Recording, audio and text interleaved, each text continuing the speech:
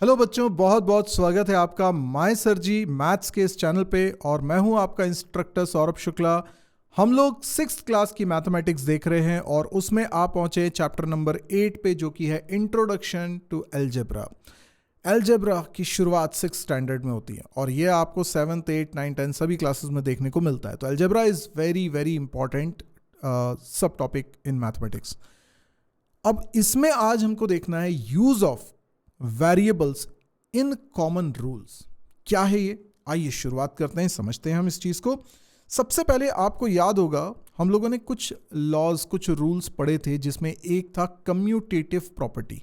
Commutative property whole numbers के लिए हमने पढ़ी थी, जिसमें हम कहते थे कि अगर ऑर्डर चेंज करें होल नंबर्स का, वैल्यूज का, जब आप एडिशन कर रहे हो या मल्टीप्लिकेशन कर रहे हो, तो रिजल्ट में कोई अंतर नहीं आता।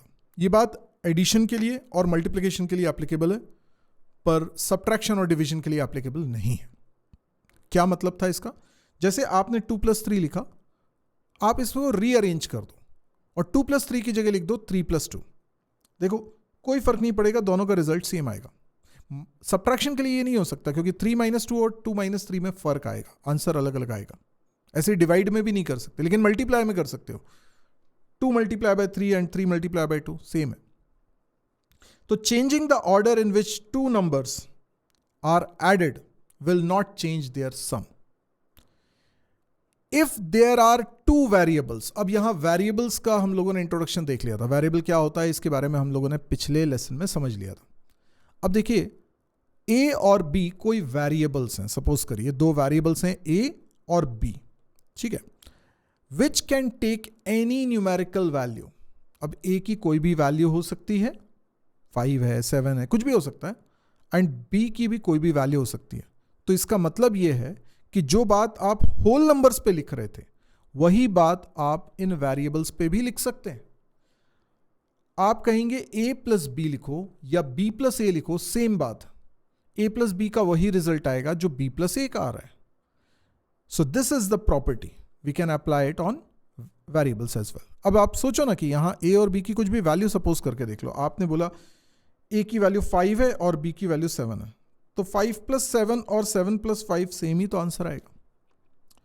कम्यूटेटिव प्रॉपर्टी मल्टीप्लिकेशन पे भी एप्लीकेबल है, जैसा कि मैंने बताया। तो 5 × 2 लिखें या 2 × 5 लिखें, सेम रिजल्ट आने वाला है। तो ऑर्डर चेंज कर देने से, रीअरेंज करने से आंसर में कोई फर्क नहीं पड़ेगा। यही बात वेरिएबल्स पे भी लागू हो जाती है। a × b करो या b × a करो, कुछ भी आंसर दोनों का जो आएगा वो सेम आएगा। जैसे a और b की कुछ वैल्यू सपोज कर लो, आपने सपोज कर ली 2 और 3, तो आप देखो 2 × 3 करो या 3 × 2 करो, सेम रिजल्ट आएगा। अब a और b की कोई और वैल्यू भी लेकर देखो, सेम वैल्यूज आएंगी दोनों तरफ। डिस्ट्रीब्यूटिव प्रॉपर्टी बड़ी इंपॉर्टेंट प्रॉपर्टी है, बहुत यूज आती है ये। इससे कैलकुलेशन इजी भी हो जाता है कई बार। जैसे 50 × 49 हम कर रहे हैं, तो इसमें हम 50 का मल्टीप्लाई कर सकते हैं 40 + 9 से। हम चाहें तो 49 को 50 - 1 भी लिख सकते हैं, तो भी इजी हो जाएगा, और 40 + 9 कर रहे हैं तो भी इजी हो जाएगा। तो मैंने 49 को ब्रेक करके 40 + 9 करा, पर मैंने इस पर ब्रैकेट लगाया हुआ है।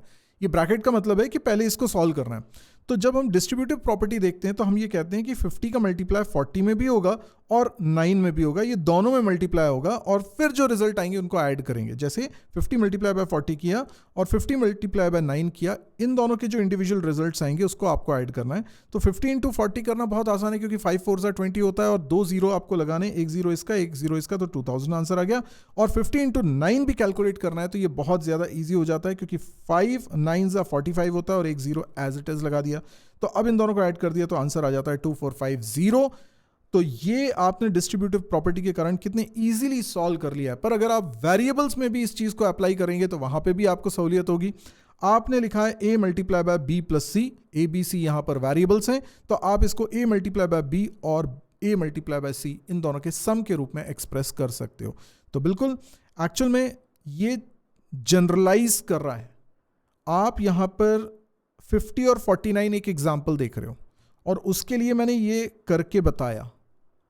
तो अब ये 50 और 49 के लिए तो ट्रू है, ये प्रॉपर्टी अप्लाई हो रही है कि आप इस तरीके से कर सकते हो। पर क्या केवल 50 और 49 के लिए ही अप्लाई होगा? अगर मैं यहाँ पे 20 एंड 18 लिखता हूँ तो क्या इस पे अप्लाई नहीं कर सकता? मैं 20 को 18 को लिख सकता हूँ 10 + 8। यस, तो डिस्ट्रीब्यूटिव प्रॉपर्टी मैं सिर्फ इन्हीं दोनों नंबर्स पे थोड़ी लगा सकता हूँ, मैं तो किसी भी दो नंबर पे लगा सकता हूँ।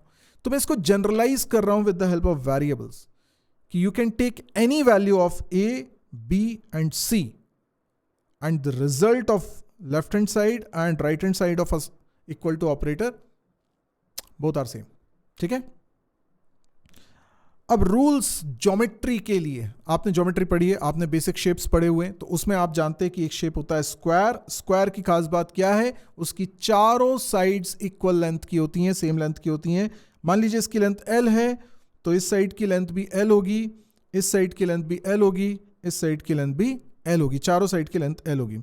अब सोचिए, let the length of each side of a square is L. Now what is L? L is a variable because I'm not giving you the particular value. मैंने ये नहीं बोला कि इसकी साइड की लेंथ है 6.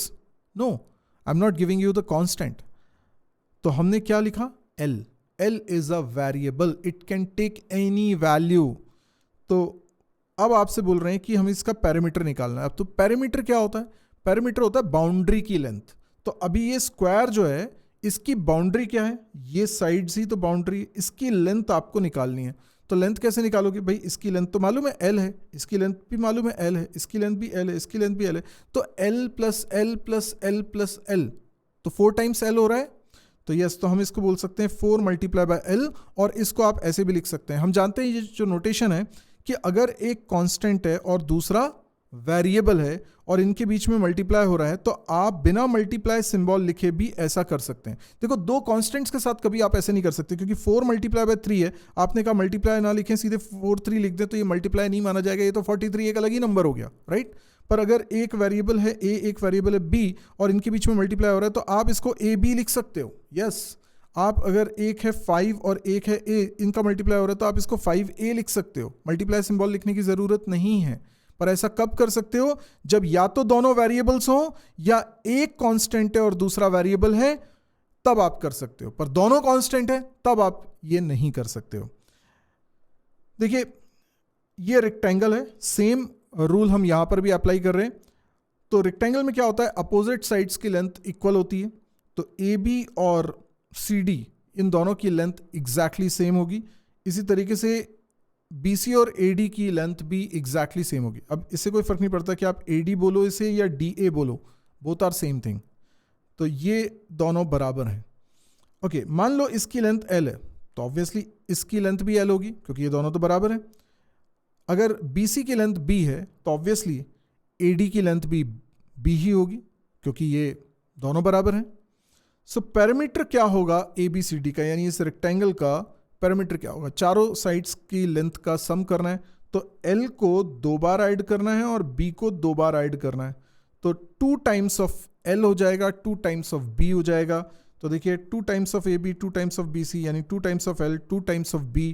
और आप इसमें लिख सकते हो, क्योंकि एक वेरिएबल एक कांस्टेंट है तो मल्टीप्लाई सिंबल लिखने की जरूरत नहीं है, तो आप यहाँ पे क्या लिख सकते हो? 2L + 2B। और अगर डिस्ट्रीब्यूटिव प्रॉपर्टी यहां पर लगा दी जाए तो इसको लिख सकते हैं 2 × L + B। यस, अब देखो यहां पे ब्रैकेट लगा हुआ है, तो यहां पर मैंने 2 लिखा है और फिर ब्रैकेट में L + B लिखा हुआ है, तो यहां मल्टीप्लाई सिंबल नहीं भी लिख रहे हो तो भी समझ में आ रहा है कि ये मल्टीप्लाई ही हो रहा है। तो 2 ब्रैकेट में L + B, ऐसा आप लिख सकते हो। ये फॉर्मूला हो गया इस रेक्टेंगल का पैरामीटर निकालने का। अब L की कोई भी वैल्यू आप बता दो कि L की वैल्यू जैसे 5 है और B की वैल्यू मान लो 3 है, तो आप क्या करोगे?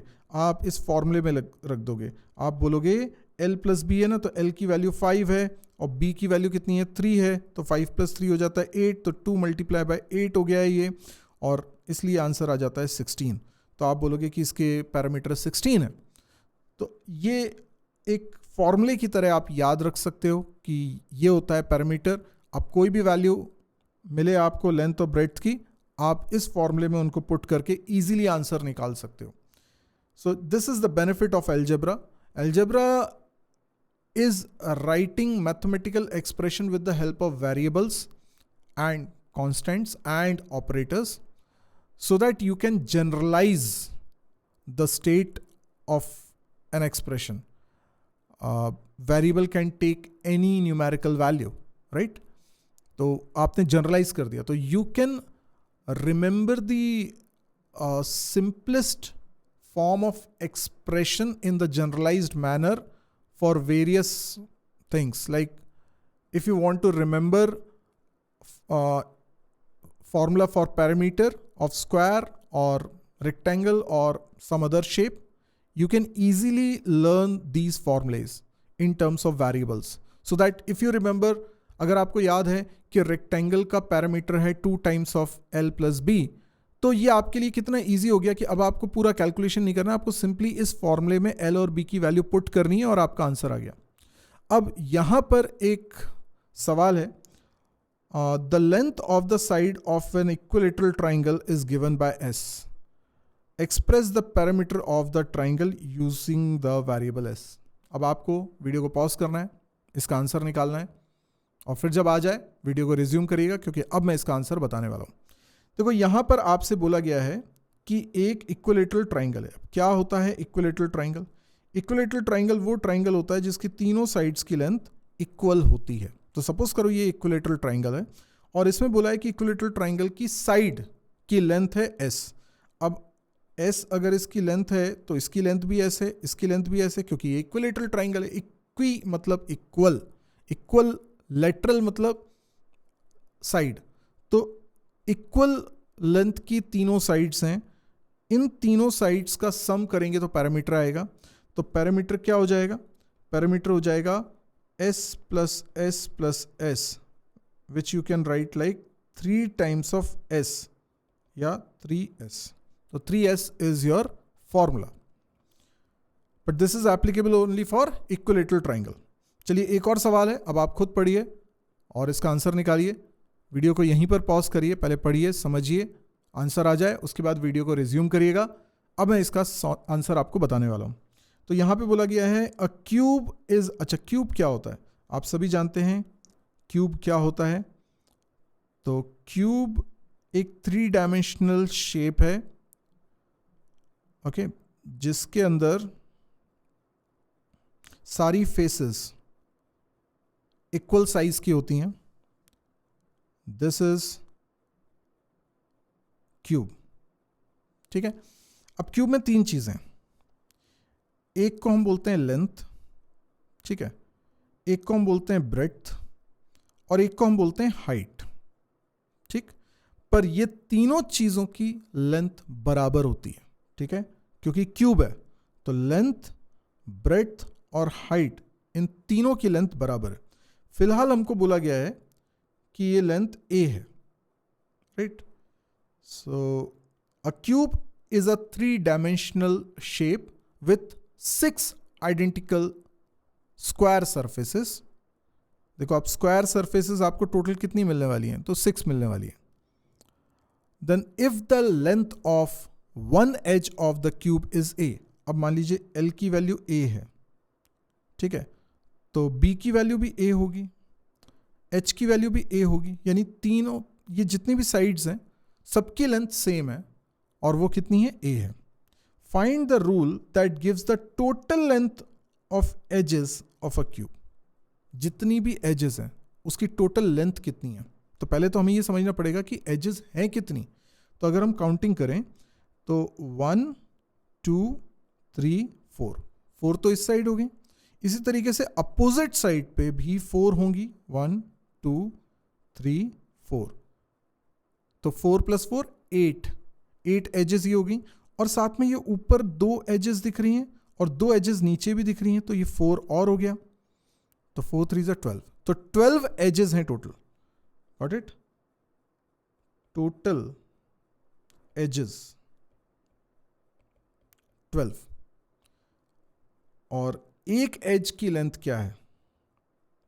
Length of each edge is a, हर एक एज की लेंथ है a। तो sum of lengths of all the edges, अब 12 एजेस हैं तो a प्लस ए 12 टाइम्स करो, या फिर 12 का मल्टीप्लाई a के साथ कर दो, तो ये हो जाएगा 12a. 12 multiply by a is 12a. Okay, so that's all for today. आपको वेरिएबल्स का कुछ बेसिक रूल समझ में आए और इनका इस्तेमाल करके हम कैसे फॉर्मूले बना सकते हैं, जनरलाइज कर सकते हैं किसी कैलकुलेशन को, जैसे कि पैरामीटर को. तो वेरियस डायग्राम्स के लिए हम लोगों ने ये करके देखा. आई होप आपको समझ में आ रहा होगा. अगर आप इस चैनल को एंजॉय कर रहे हैं तो ना केवल आप इसको सब्सक्राइब करिए, लाइक करिए, कमेंट देकर भी अपने सुझाव बताइए कि आपको कैसे लग रहे हैं. और ये ज़रूर बताएं कमेंट देते वक्त कि आप 6th क्लास में पढ़ते हैं या आप आगे की किसी क्लास में हैं, कॉलेज में हैं. यानी ये कंटेंट अगर आपके लिए यूज़फुल है, आपको मज़ा आ रहा है, पसंद आ रहा है, ज़रूरत लग रही है इसकी, तो आप एक्चुअल में कौन सी क्लास में, क्योंकि मेरे हिसाब से इसकी ज़रूरत सिर्फ 6th क्लास के स्टूडेंट को ही नहीं है, बल्कि कॉलेज गोइंग स्टूडेंट्स को भी है, और किसी एग्ज़ाम की प्रिपरेशन कर रहे हैं उन लोगों की भी ज़रूरत है ये 6th क्लास का मैथ्स. तो आगे इस चैनल पे आपको 7th class, 8th class, 9th class, 10th class in सब का मैथ्स मिलेगा, क्वांटिटेटिव एप्टीट्यूड भी मिलेगा कैंपस प्रिपरेशन के लिए. तो ये सारी चीज़ें मैथ्स से रिलेटेड आपको कंटेंट इस चैनल पे मिलने वाला है. तो इसको सब्सक्राइब करके रखिए, डेली इसमें वीडियो आ रहा है, एंजॉय करिए और लोगों को भी इस चैनल के बारे में बताइए और इसके सब्सक्राइबर्स बढ़वाइए. तो आज के लिए इतना ही. Thank you, good bye.